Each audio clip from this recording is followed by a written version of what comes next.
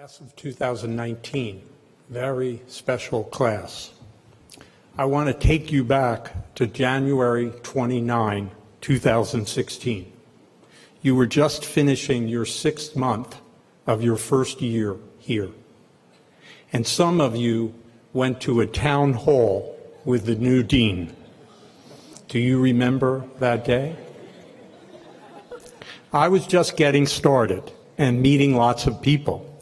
And I thought I would introduce myself to you and try to begin to get to know you. Apparently for you, this event represented an opportunity to bring to my attention the issue of grading and how you were pushing for the pass-fail system to be installed in the 2nd year. Does this sound like something that happened? This was not just any opportunity. It was a very public opportunity to see where I stood. There are a lot of words or phrases I could use to describe how I felt on the stage of Moore Auditorium that day. Some of them have 4 letters.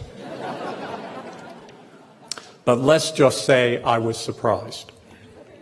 Eventually it happened, and you were the first class to have both pass-fail for both the 1st and 2nd year. And looking back now, it was a turning point for our education program. It really challenged me and our leadership in the most positive way to think about your experience as our students, and many of the things that we have done since have been inspired by that experience. And now I get to challenge you in the same way as you leave us.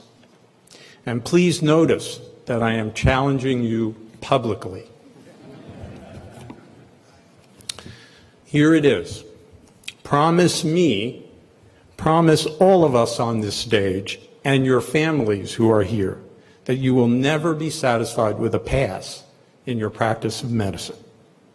That you will constantly strive for excellence for each of your patients.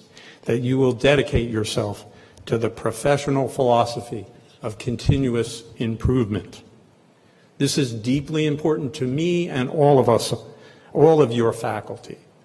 And it is what we believe is the most important legacy of your education at Washington University.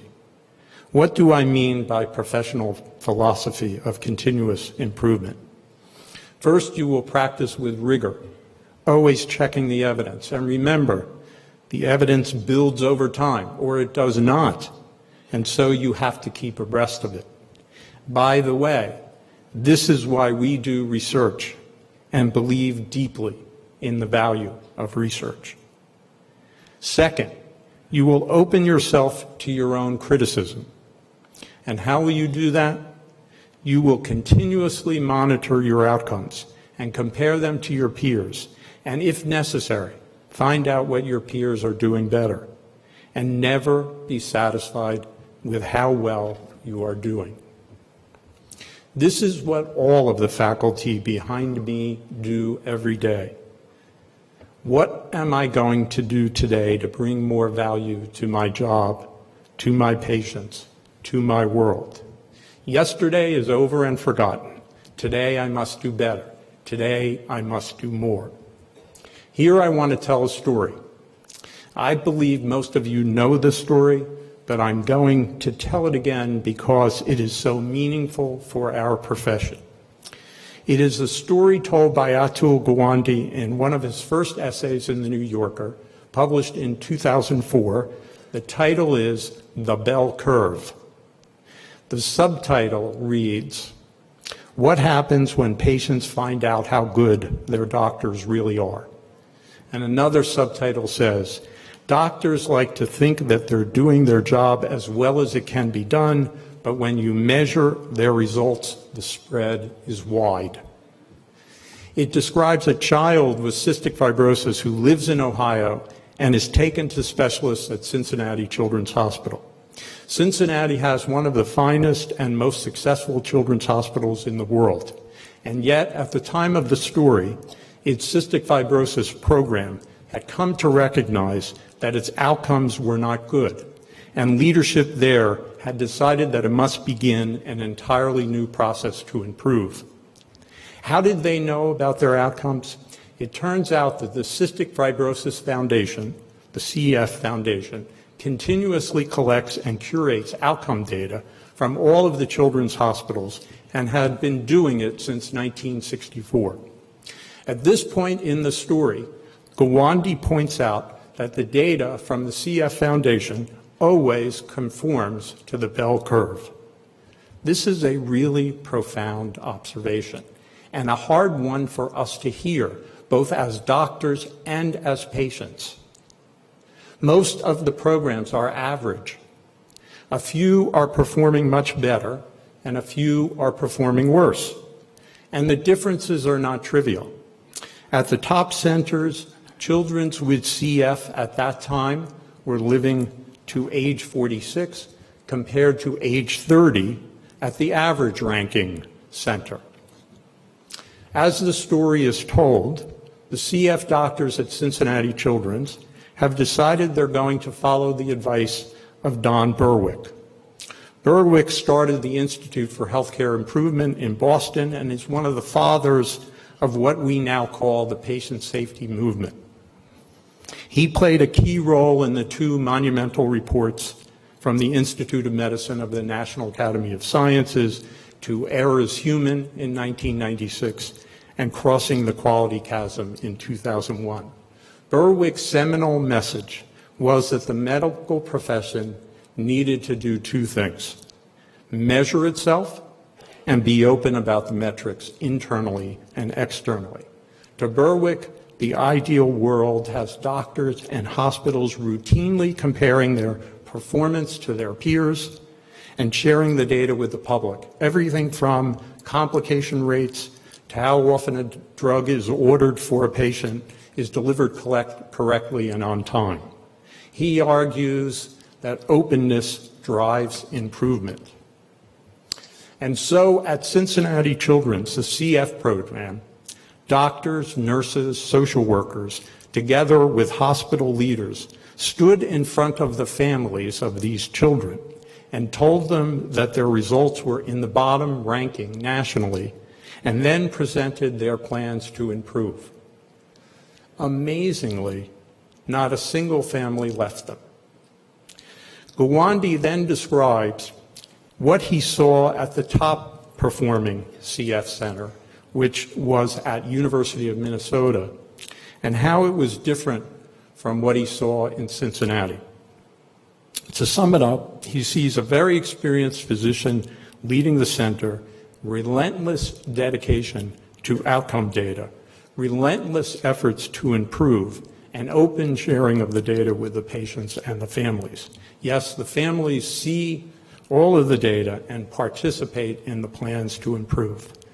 This physician has developed a new type of stethoscope to better and more accurately assess the lungs and a new device for chest therapy at home. And he is incredibly inventive in how he finds out what is actually going on with each of his patients.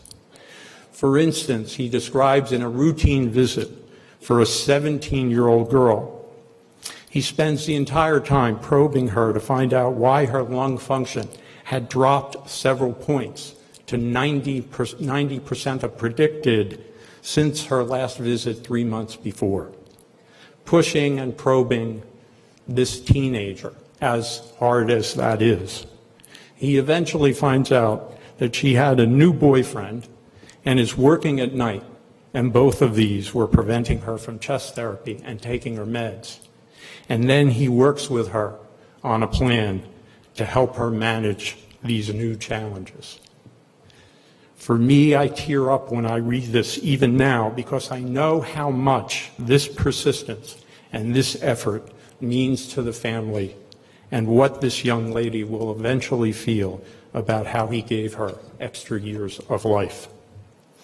At the end of the essay, Gawande asked the mother from Ohio what she would do if, despite enormous efforts, the CF program at Cincinnati remained average. Would she take her daughter to the best center in Minnesota for care? It was quite revealing. and poignant that the mother struggled to answer this question. Yes, they would probably move to Minnesota, but she emphasized how hard the Cincinnati staff was working and how much that effort meant to her and the family. Gawande, who is a surgeon, writes, I quote, "I do not have to consider these matters for very long before I start thinking about where I would stand on a bell curve for the operations I do. The hardest question for anyone who takes responsibility for what he or she does, what if I turn out to be average?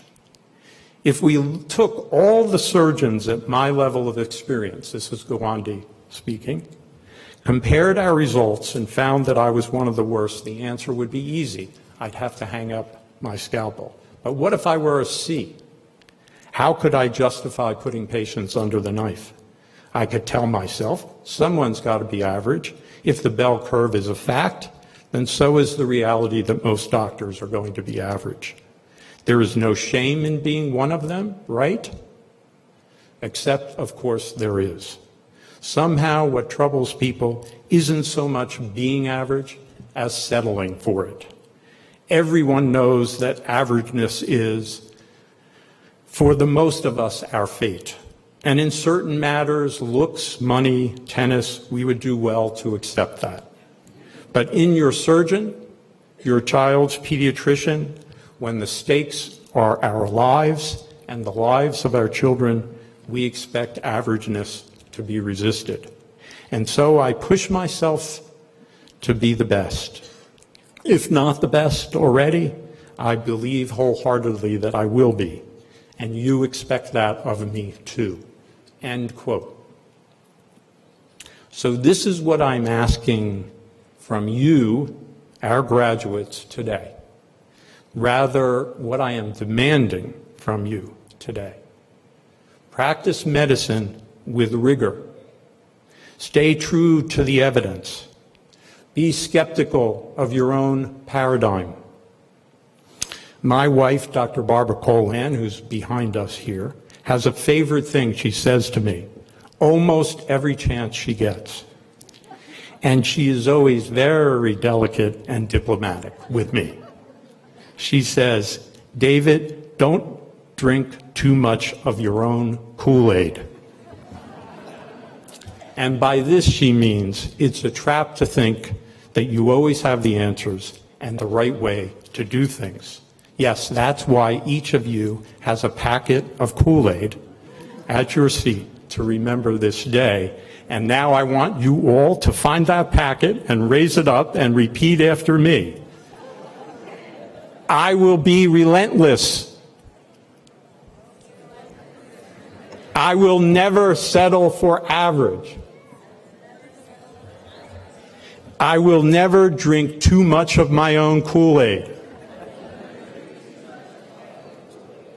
That's it for me. As you walk across the stage today, you will become alumni of Washington University School of Medicine. We are so proud of you and looking forward to hearing about your journey, your successes, and your destiny. Please accept my heartfelt congratulations to all.